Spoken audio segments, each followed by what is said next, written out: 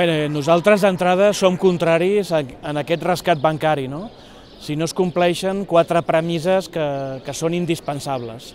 La primera, volem transparència, volem conèixer la veritat i per tant volem que els responsables polítics i també banquers i responsables assumeixin les seves culpes, les seves responsabilitats i per tant aquesta és una exigència indispensable. La segona, volem saber i volem conèixer la lletra petita d'aquest contracte de 100.000 milions d'euros que signarà l'Estat, no?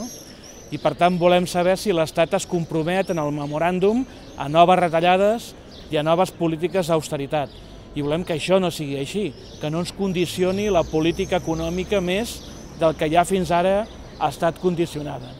En tercer lloc, volem també que en aquests 100.000 milions d'euros els fem fluir cap a la gent que els necessita, la petita i la mitjana empresa, els sectors productius d'aquest país, les famílies i també els autònoms que en aquest moment estan absolutament ofegats perquè no tenen crèdit, no? Per tant, volem una obligació que les entitats rescatades facin fluir aquests diners cap a la gent que necessita crèdit.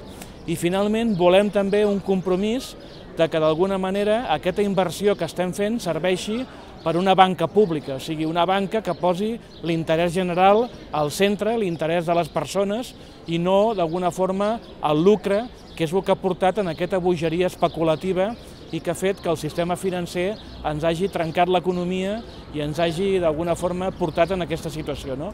Per tant, si aquestes 4 premisses es compleixen, podem gestionar aquest rescat, no? Si aquest rescat no compleix aquestes condicions, en som absolutament contraris, perquè llavors no estarem rescatant les persones, sinó que estarem rescatant les entitats financeres, no?